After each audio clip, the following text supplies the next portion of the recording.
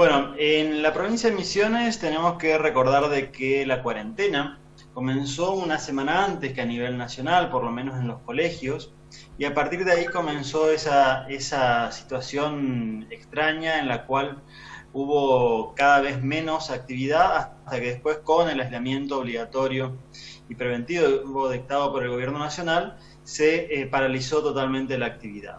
Ese primer mes de marzo tuvimos una caída muy fuerte de actividad en todos los sectores prácticamente, y a partir de ahí comenzaron a recuperarse algunos. Primero agroalimentos, todo lo que es industrias ligadas a la producción de alimentos. Dentro de esto es importante mencionar de que la mayor parte de la estructura productiva de Misiones son alimentos justamente, todo lo que tiene que ver con yerba mate, té, cítricos, mandioca y demás. Todo esto tiene que ver justamente con esa producción que estuvo exceptuada desde prácticamente el primer día o desde los primeros días de la cuarentena. Entonces esos sectores comenzaron a recuperarse, comenzaron a funcionar, y los otros mucho más lentamente. De forma tal de que hoy tenemos dos fenómenos que se conjugan en la provincia de Misiones. Por un lado tenemos a aquellos sectores productivos, prácticamente todos los sectores productivos, con la excepción tal vez de turismo y de educación obviamente, que comenzaron a funcionar prácticamente todos, a abrir las puertas, y esto se ve en una cantidad de indicadores como pueden llegar a ser, por ejemplo, los despachos o las ventas de gasoil, que es un insumo clave de la producción porque es para el transporte de mercaderías y para el transporte de personas también. Pero esa recuperación, que hoy llega aproximadamente al 85% del mercado laboral privado y registrado, no se ha todavía trasladado o no se ve reflejado todavía en la demanda de los consumidores, ya que si vamos a ver indicadores de consumo minorista, obviamente hay un crecimiento con respecto a los meses de marzo y de abril, pero de todas maneras todavía estamos muy lejos de los valores previos a la crisis. Entonces, para resumir, si vamos a ver indicadores de producción, vamos a ver, sacando obviamente o exceptuando todos los sectores que todavía no pueden trabajar, vamos a ver una recuperación bastante rápida, bastante fuerte en estos últimos 2 meses, principalmente mayo y junio. Obviamente esto implica una forma de una adaptación a las nuevas condiciones de trabajo. ¿A qué me refiero con esto? Por ejemplo, el caso más fácil de entender es los restaurantes o los bares, que atienden a menor cantidad de gente y por menor cantidad de horas también. Por lo tanto, la capacidad de producción claramente bajó, si bien están trabajando estos sectores. Por otro lado, tenemos el fenómeno del consumo, que se está recuperando, pero todavía estamos lejos de valores previos a la crisis. En el primer bloque tuvimos al presidente de la Cámara de Comercio e Industria de la ciudad de Posadas, y él se mostraba bastante optimista, digamos. ¿Coincidís con ese optimismo desde tu mirada de economista? En términos generales, el resultado, el balance general de este año será negativo. Eso no hay duda al respecto.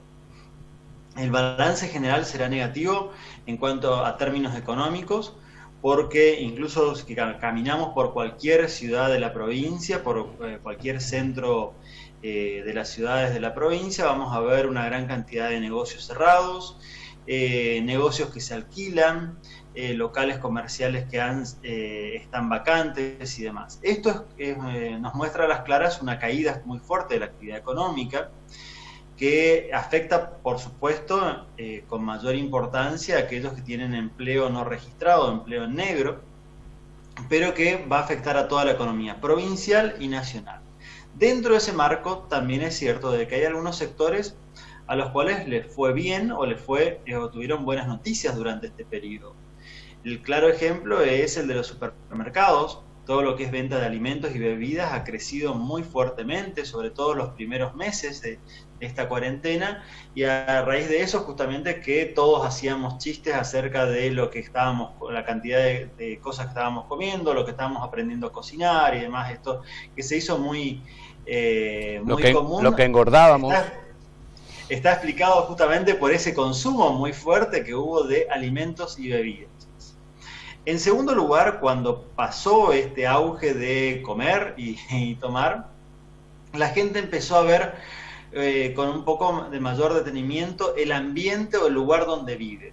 Es entonces que se vio la necesidad de comprar, por ejemplo, de actualizar la computadora para que los chicos puedan estudiar, para comprar una nueva impresora, comprar cartuchos de tinta, mejorar la casa, pintarla, hacer algún revoque en alguna pared que estaba con algún problema, hacer mejoras, refacciones y remodelaciones o pequeñas ampliaciones. Y es por eso que también se ve un veranillo en el sector de la construcción, pero en el sector de la construcción pequeña, que se refiere a pequeñas remodelaciones, refacciones o pequeñas ampliaciones en los hogares, que tiene que ver justamente con esto de que estos meses pasamos mucho tiempo en nuestras casas, entonces empezamos a ver cómo mejorar el ambiente, el lugar donde vivimos. Y ahí también tenemos datos muy positivos, y eso es lo que se ve también, o se va a ver trasladado, se vio trasladado al sector forestal industrial, que también está teniendo un auge en las ventas en algunos productos, como ser machimbres y demás, justamente producto de estas pequeñas remodelaciones, pequeñas obras privadas que no son grandes desarrollos inmobiliarios, que no mueven el empleo de la construcción en términos generales, pero de todas maneras implican mayores ventas en algunos rubros y hace de que haya buenas noticias también en esos sectores. En 5 minutos, en los próximos 5 minutos, debido a nuestro tiempo de televisión, quiero plantearte 3 temas, Gerardo. En primer lugar, ¿se puede medir la afectación más estructural a nuestra economía pensando, digamos, a mediano y largo plazo? Es el primero. Medirla es difícil, sí podemos, porque es difícil cuantificarlo. Siempre dijimos desde el primer momento cuando hablamos de la crisis económica por el COVID, que era muy difícil cuantificarlo porque no sabemos cuánto va a durar. En los países del sudeste asiático, en Europa y Estados Unidos, están teniendo una segunda ola de brotes, un segundo brote de casos, con lo cual, hasta que no quede claro cuándo va a pasar esta crisis sanitaria y por lo tanto económica, no podemos hacer cuantificación. Lo que sí podemos hacer es entender algunas tendencias que van a suceder, que ya van a empezar a modificarnos la vida o que ya han empezado a modificarnos la vida. La primera de ellas es la que estamos utilizando ahora, la que estamos viendo ahora. Claramente incorporamos una enorme cantidad de tecnologías que ya existían, que estaban disponibles, pero que teníamos ciertos temores, ciertas negaciones a utilizarlo. Todo lo que es videoconferencias y demás, teletrabajo, educación a distancia y demás, son tendencias que entiendo que han llegado para quedarse. Seguramente cuando volvamos a la normalidad, esa normalidad nos encontrará en un punto intermedio entre lo que era antes y lo que es ahora. Como consecuencia de esto, muchas oficinas y muchas empresas entienden que no es necesario contar con oficinas tan grandes en los grandes centros urbanos del país, sino que es suficiente con una pequeña oficina y en todo caso mejorar la disponibilidad de infraestructura para sus empleados en sus hogares, y con eso es suficiente. Esto cambia drásticamente la vida y la forma de producir. Pero también hay otras tendencias a nivel mundial que nos van a afectar, como por ejemplo, teniendo en cuenta que gran parte de la producción industrial mundial de partes, de electrónicos y demás estaba concentrada en China, y a raíz de justamente de la crisis que se generó en ese país al principio de este brote de coronavirus, con seguridad muchas empresas están pensando en tener varios centros de producción y de distribución a nivel mundial, con lo cual seguramente tendremos no solamente partes industriales que se hagan en China, sino también algunas se harán en Latinoamérica, otras en América del Norte, otras en Europa, y así veremos por todo el planeta que se van a ir deslocalizando y desconcentrando esa producción industrial justamente para disminuir riesgos. Esto también tiene su consecuencia, que es que esto es más caro, porque la razón por la cual se habían ido a China justamente era por el costo laboral y el costo industrial. Si pensamos que ahora esas empresas tendrán que producir estas mismas partes industriales, supongamos los chips o los microcomponentes de una computadora, en Brasil o en Argentina tendremos que hablar ya no de costo laboral chino, sino de costo laboral argentino o costo laboral europeo, y esto sin duda va a encarecer gran parte de los productos, y es por eso que se habla, entre otras razones, de que a nivel mundial la inflación ha vuelto, un fenómeno que a nivel mundial prácticamente había desaparecido en los últimos 30, 40 años, va a volver lentamente. Obviamente no a los niveles que estamos acostumbrados en Argentina, pero sí se piensa ya en inflaciones de más de un dígito en varios países, cosa que era algo impensable solamente algunos meses atrás.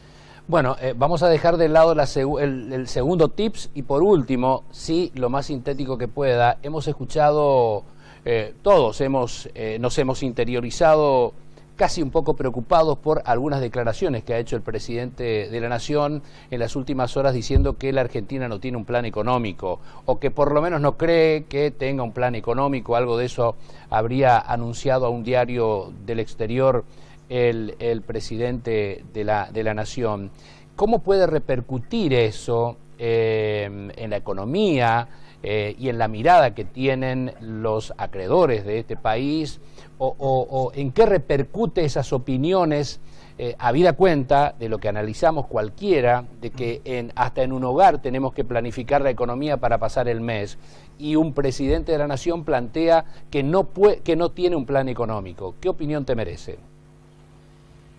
En primer lugar, creo de que esto no es cierto. Yo no creo de que que el presidente o el gobierno nacional no crea en ningún tipo de plan económico. Tendrá algún plan económico o tendrán algunas opciones y no quieren develarlas.